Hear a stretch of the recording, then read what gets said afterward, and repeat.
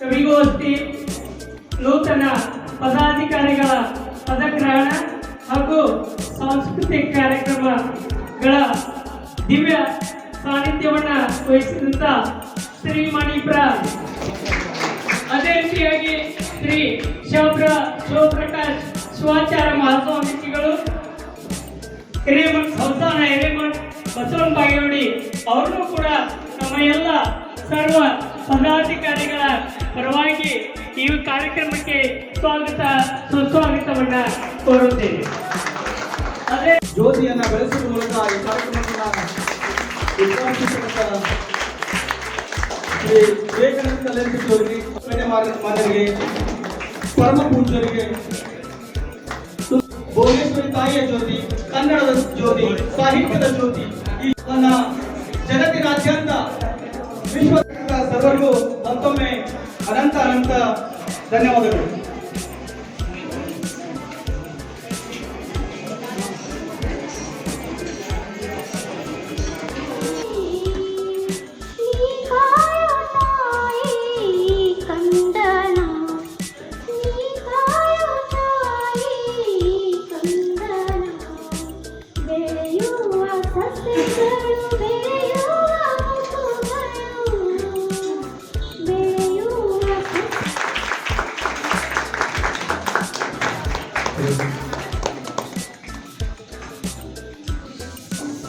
ನಾನು ಸ್ಟೂಡೆಂಟ್ ಇದ್ದಾಗ ಅವ್ರು ಹೇಳ್ತಿದ್ರು, ನೀವು ಮುಂದೆ ಏನಾದರೂ ಮಾಡ್ತಿರಲ್ಲ ಅದು ನಮಗೆ ಕೀರ್ತಿ ತರುವಂತ ವಿದ್ಯಾರ್ಥಿಗಳು ಆಗ್ಬೇಕು ಅನ್ನೋ ಅಪವಲೋಕನ ಮಾಡಬೇಕು.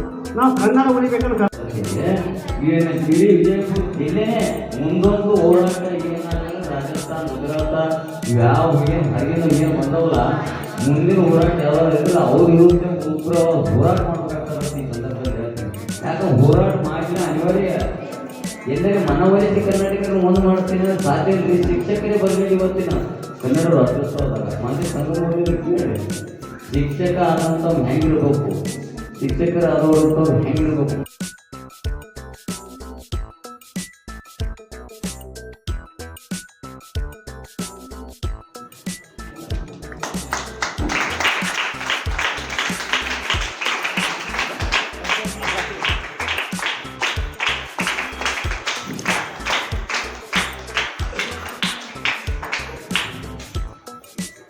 ನಿಜಕ್ಕೂ ಎಲ್ಲರೂ ಒಂದೇ ಸರಿ ಈಗ ನೋಡ್ಬಿಡ್ತಾರೆ. ಎಲ್ಲರೂ ಒಟ್ಟಿಗೆ ಒಂದೇ ಸರಿ.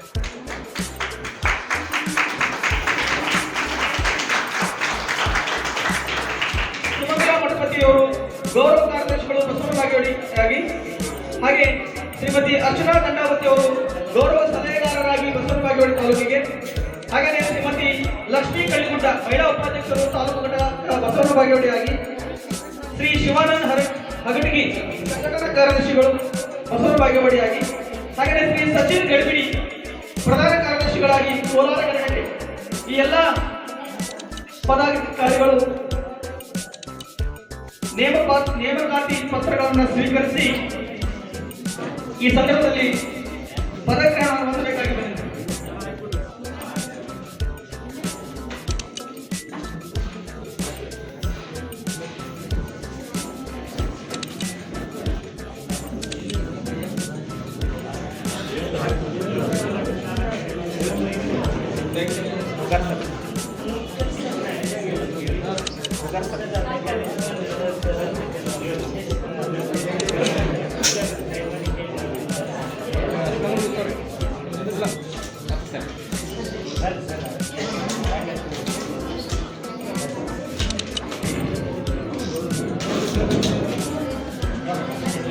ಈ ಎಲ್ಲ ಮಹನೀಯರು ತಮ್ಮ ತಮ್ಮ ಹುದ್ದೆಗಳಿಗೆ ನೇಮಕಾತಿ ಪತ್ರದೊಂದಿಗೆ ಪದಗ್ರಹಣವನ್ನು ಹೊಂದಿರುತ್ತಾರೆ.